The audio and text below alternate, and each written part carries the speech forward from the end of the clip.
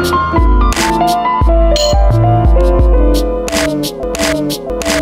what is going on guys? In this video I'm doing a review of the HTC One M9. Now this device is measuring in at 144.6 by 69.7 by 9.6 millimeters and is weighing in at a hefty 157 grams, which is a little bit heavy for its size, but you can get past that rather quickly. Let me just start by saying that this is one really attractive, sleek looking device, and it looks a lot like last year's HTC One M8, but that's actually a good thing because that was one really cool looking device. So the HTC M9 is no exception, it looks fantastic. Now one thing that's a little hard to see on camera unless I bring it up really close is that I actually have this additional metal trimming on the side. This is actually something additional on top of last year's model. Last year's model didn't have this additional trimming on the side, and mine is actually a silver model with a gold trimming on the edges. This actually is metal like the rest of the body is, but actually provides a lot better grip than last year's model. Not only that, you also notice that the power button is right where my thumb is. Last year's model was on the top of the device. This time it's a lot easier to reach with one hand. Despite the body looking a lot like last year's model, there are some subtle changes that make this one a lot better.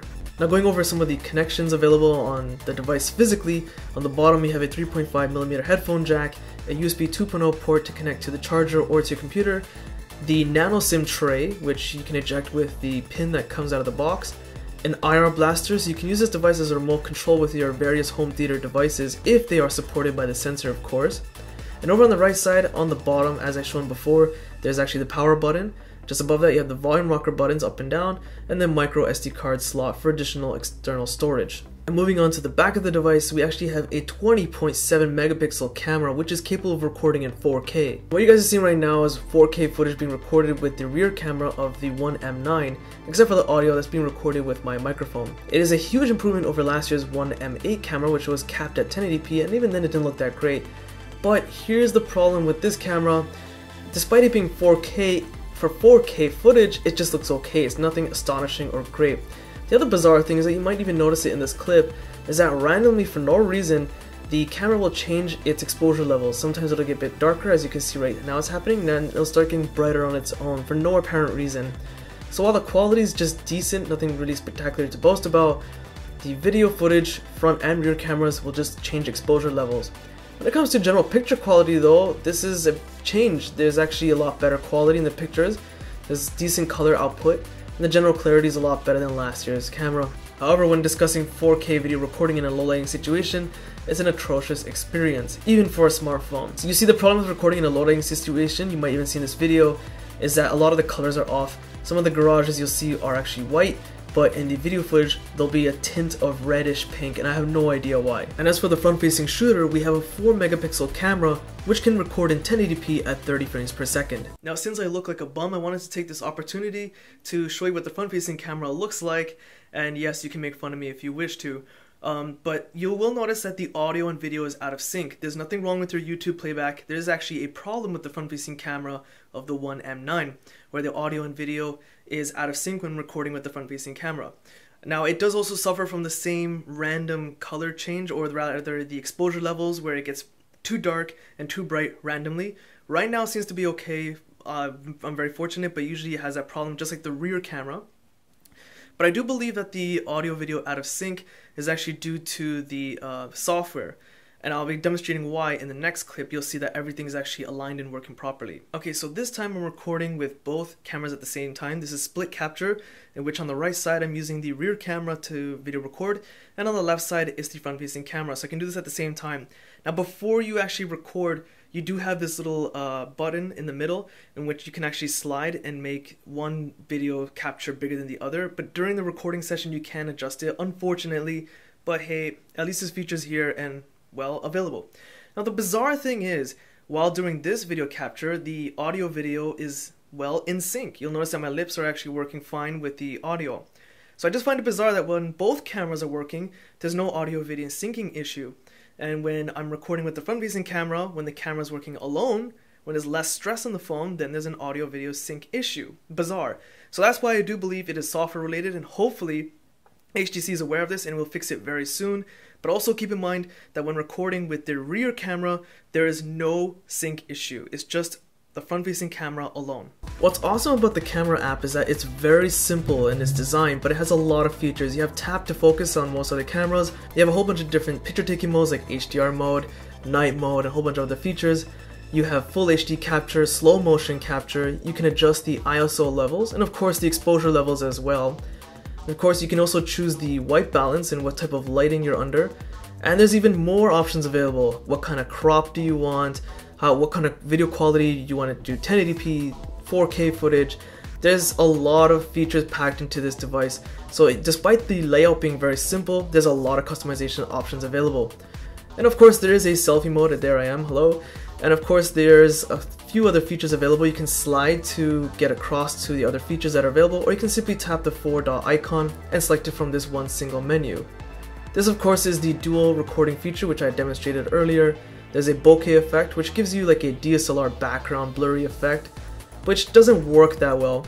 But going back to the front-facing camera, you do have this feature which is kind of used for beautifying your face on the slider. It won't really work too well with my stubbly face, but that's okay, not a big deal.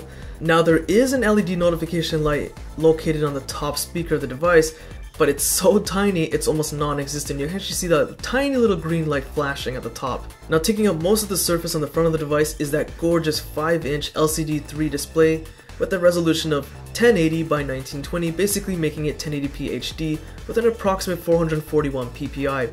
Color pop is fantastic, it looks great. And of course the clarity and sharpness itself look fantastic. It also produces a decent amount of light output, so the screen can get rather bright, but the color pop on this device looks amazing. That's one of the greatest eye catchers of this device. And of course for some people this is rather important, but viewing angles are pretty respectable on this device. You're not losing any color. So at this point I'm doing my usual speaker volume test. What I'm doing right now is playing a YouTube video on max volume. And of course that YouTube video is actually a review of the LG G Flex 2 taken from my YouTube channel. And the phone is actually sitting about 20 feet away from my camera. It doesn't seem like it because my camera has that cropping factor, but I'm 20 feet away. So what I'm doing right now is switch from my microphone and switch over to my camera mic so you guys can get a listen of how good the speakers are on this device. Or at the back, just below that camera. And it's actually fairly easy to use if you're using your index finger when accessing it and holding it in your palm. This is actually one of the loudest smartphones currently available on the market, especially considering it has dual front-facing speakers, which is a bonus. But not only that, I didn't think it was possible, but this device sounds even better than the HTC One M9 from last year. The clarity is unbelievably good for a smartphone. There's only one version available which has 32 gigs of internal storage, but fortunately you do have the option of inserting a micro SD card, which supports up to an external storage of 128 gigs. And of course it does come with 3 whopping gigs of RAM, so you won't be disappointed. Those 3 gigs of RAM coupled with a Snapdragon 810 octa-core processor has a quad core of it running at 1.5 GHz, and the other quad core running at 2 GHz will not disappoint. As you can see, I'm going through my recently opened apps list, and there's a lot of apps currently open, but just tapping on them is almost instant. No device comes close to how responsive this is currently that I've tested. This is by far the most fastest and most responsive device I have ever used, and this experience also carries over to video game playback. Playing the top graphic Android games is a great experience. Coupled with the dual front-facing speakers, you will not be disappointed. Keep in mind that when doing general day-to-day tasks like watching videos, checking emails, surfing the web, it's fine, but when playing the top graphic Android games after a certain amount of time, the device does get rather warm. Nothing to really worry about, it doesn't get hot, but it does get warm, and it's something I just wanted to mention, but again, nothing to worry about. Inside is a 2840 mAh battery, which is decent, nothing really fantastic to boast about. It lasts about a day and a half average with about 2 hours of on-screen time, and of that 2 hours I'm able to watch about 40 to 45 minutes of YouTube, which actually drains a lot of battery. YouTube is a battery hog, it's using the screen, the speakers are running, and it's a bandwidth killer on Wi-Fi or LTE. There are 2 power saving modes built inside, and I do have to mention that there's no fast recharging effect with the power cord that came out of the box. And keep in mind, mine is the factory unlocked version that came straight from HTC. Overall, the battery is okay, nothing really to boast about. In terms of connectivity, you have the usual like GPS, Wi-Fi, which supports 802.11a, b, g, n, and AC, an NFC chip, DLNA. And of course there is a RR blaster as I mentioned earlier, and it works great. This will allow you to use the HTC One M9 as a universal remote for your various home theater devices if they are detected by the remote itself. Not only that, there is Mirrorcast built into this device, so if you have a Mirrorcast supported TV or some sort of media player connected to your TV, you can actually wirelessly stream whatever's on your device straight to your TV. The One M9 comes with Android Lollipop, and of course it comes with HTC Sense Skin Overlay, which is actually a great thing. This is actually the best Android software experience I've ever had on a smartphone so far. You have the HTC Blink feed, which is on the left of your home screen, but it can be removed if you wish. You have other exclusive HTC features, but generally the interface itself is very clean, very minimalistic, just like stock Android, but a bit more. You have other features like glove mode, which allows you to wear gloves while using the screen. You have some motion gestures, so for example, while the screen is off, you can double tap the screen to turn it on, and if at the lock screen, you double tap to turn it off. And of course you have other shortcuts available, I just don't have time to demonstrate it in this video, but I'll be demonstrating them in another video. You can find links to that in the video description, the tips and tricks video. Continuing in the system settings menu, if you go to personalization, you can change the way your device looks, and of course that includes downloading themes that are available, and you can create your own. But look at the navigation buttons at the bottom. You're going to see that I'm actually going to remove one and it'll change live. As you can see, there's a change. There's also the ability to rearrange the location of these buttons. So for example, the back button can be changed to the left or right side, which is fantastic if you're a left or right-handed user. And of course, as you saw, that list includes more shortcuts available.